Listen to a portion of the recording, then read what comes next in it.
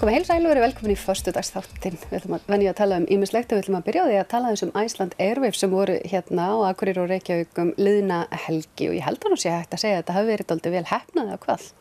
Já, þetta var bara mjög vel heppnað. Bæði í Reykjavík og Akureyri. En þetta var náttúrulega í fyrsta skipti sem var verið að gera þetta hérna á Akureyri. Er það alveg málið?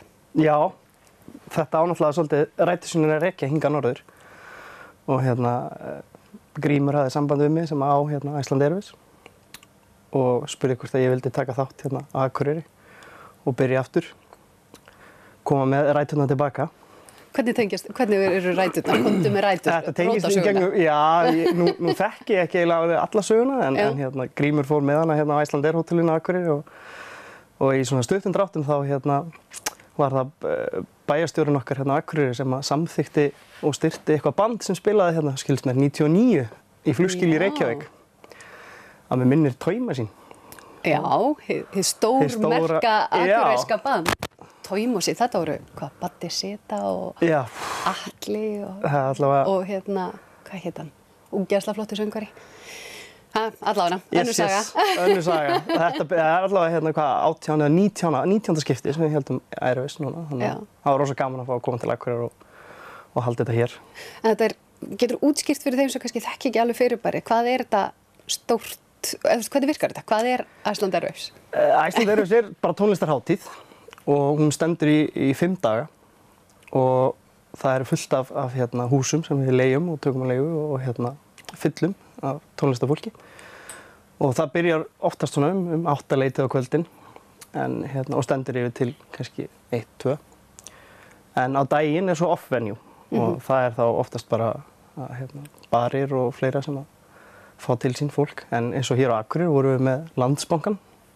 Landsbankinn var með Birnir til dæmis og Iceland Air Hotels og við vorum off-venue út á Mývatni líka, Jarðböðin, MC1.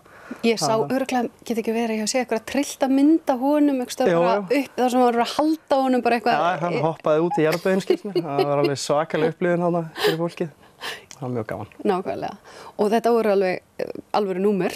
Já, þetta var bara mjög skemmtilegt. Þetta er náttúrulega, eins og ég segi, fyrsta skipti sem við höldum þetta hérna á Akureyri og það var svona ákveðin vandamál sem myndast þegar hérna, við erum að flytja á milli landshluta alla græðurnar okkar. Verkefni. Engin vandamál að vera verkefni. Nei, þetta er bara flest, en þetta bara heppnaðist rosalega vel og hérna öllu var bara pakkað niður eftir kvöldið og sendt suður og hérna listafólki var svo skuttlað með flugi. Hvernig er Akureyri til þess að takast á við svona? Þú veist, er nægilega góð hús, er nógu mikið af fagfólki? Já, ég held að þetta hafi verið svona einn af hlutunum sem að hérna, menn voru mikið búin að spá í og við fengum hof, Hamrar í Hofi, sem var þetta bara frábært og kom alveg skemmtilega óvart. Það er alveg frábært fólk þar sem að sá hérna okkur svona stærstu kannski giggin okkar. Svo var alltaf Græni hatturinn sem er alltaf bara þjóðþekktur og örugglega þó við að vera leitað. Rosalega gaman fyrir fólk að spila þar og maður heyrir það alltaf hjá tónlistafólkinu að þeim finnist þetta alltaf æðislegur staður. Og svo prófuðum við að vera með Pósthúsbarinn sem er auðvitað ekki tónlistarstaður en við breyttum honum í tónlistarstað og hann kom líka rosalega skemmtilega óvart. Og svo voru off-venue, þá voru Backpackers og Götubarnum og Iceland Air og... Backpackers var með uppsett hérna RÚV útsendingu og þar komu flest öll böndir sem spiluðu hjá okkur og spiluðu á Backpackers. The Current frá Bandaríkjunum, sem er bandarísk útvarpsstöð, rosastór. Þeir settu sig upp á Götubarnum, það var líka alveg mjög skemmtilegt, fengu til sín fullt af fólki. Svo vorum við off-venue í Iceland Air hótelinu, Landsbankanum og Mývatni og Syndamann í búðinni. Þannig að þetta er alveg, og var fólk að fíla þetta? Hvað með heimamenn? Hvernig, þú veist, voru við að fatta þetta? Við erum svolítið stundu sagt við okkur, þeir eru svolítið með langan fattara þarna fyrir norðan. Nei, ég held sko, þetta á nú bara líka Reykjavík. Þetta tekur svona upp undir 3 ár fyrir svona hátíð að ná sessi og hérna, og fólk að fatta að þetta byrja bara klukkan 2. Þá byrja bara fyrstu böndin að spila í off-venue og þetta stendur bara yfir til 2 nóttina. Sko, Ásgeir Trausti var að spila á Backpackers fyrir 5 manns. Já. Er það alveg eðlilegt? Mér finnst það bara æðislegt. Mér finnst það bara frábært. Það var bara einhverjir mjög 5 heppnir mann sem að fengu að njóta þess. Já. Og það er ekkert sem að við okkur finnst það bara frábært. Og þeim fannst það líka æðislegt. Þannig að næst þá kannski bara verður 50 manns. Já, nákvæmlega. En þetta hvernig var miðasal? Hvað eru margir sem að, þú veist, voru að kaupa sig inn á eitthvað viðburði hér? Já, við vorum með sem sagt rúmlega 900 miða og útlendingarnir eru náttúrulega mjög duglegir að hérna eru margir sem koma hérna ár eftir ár og það var einmitt mjög gaman í þó aðeins í miðasölinu og hérna var að taka á móti fólki og það var einmitt nokkri sem komu og voru bara með armböndin frá því 2014. Já. Þannig að hérna, það fólk kaupir sér miða bara hálfu ári, 7 mánuði áður en hátíðin hefst. Og voru þeir alveg reiðbúnir að koma norður? Já, við vorum bara búin að bóka hótel og flug og allt klárt.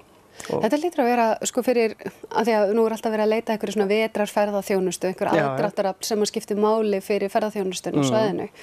Þetta hlýtur að vera bara skemmtileg innspýting í það? Jú, þetta var náttúrulega ástæðan fyrir því að hérna, Icelandair kom inn í þetta upprunalega.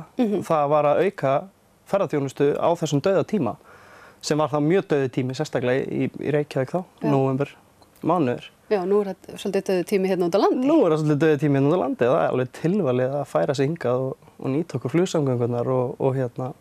Þetta svona fyrir aðra sem að skipuleggja eitthvað svona viðbrigði? Ég var til dæmis bara okkur ráðstefnu daginn, það var svona alþjóðleg ráðstefna haldin í Hofi og það var með þáttaka og af því þeir voru svo hræddir að þessi hraðahindrun til Akureyrar yrði þannig að fólk væri ekki að koma. Já.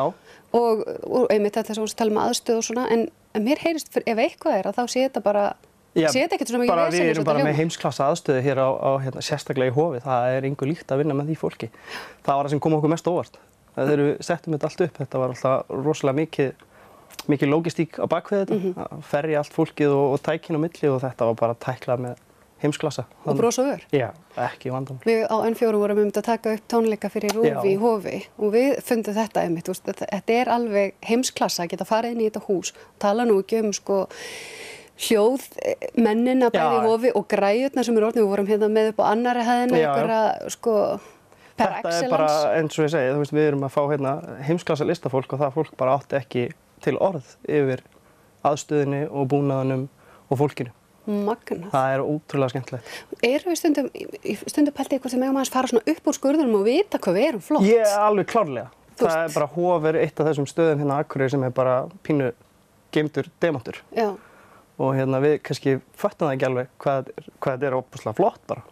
Þetta er nefnilega alveg geggjað. Við þurfum að nýta kannski og við erum svolítið stoltar. Við stundum svona með eitthvað, þetta er allt svo lítið og við erum svona einhver minnumáttakent stundum í alvöru, í staðinn fyrir að vera bara eitthvað, eru það að sjá hvað við erum með hérna? Það er einmitt málið og hérna, ég var einmitt að ræða aðeins við fólki í Hofi, við tókum svona smá fund eftir þetta og hérna, þau var einmitt að segja mig frá því hvað er ótrúlega mikið að gera hérna. Já.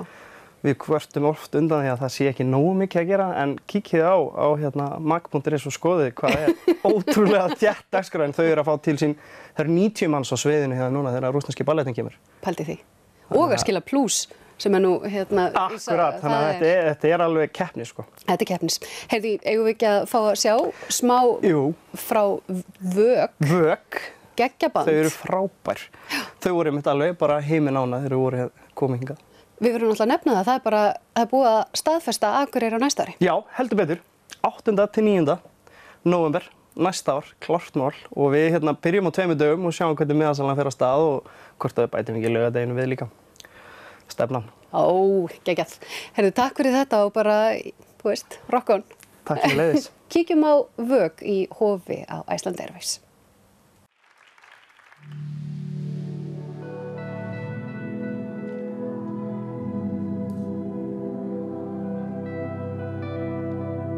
Þetta lag heitir Waiting.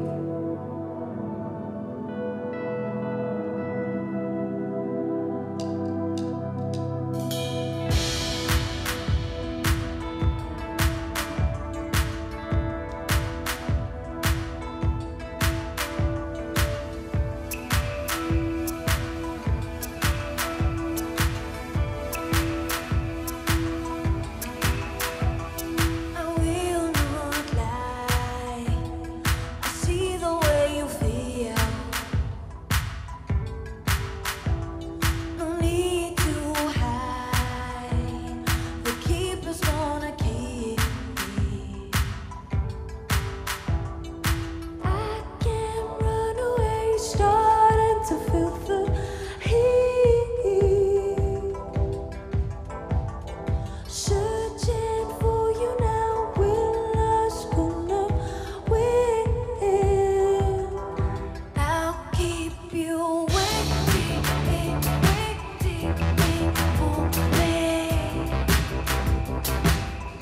I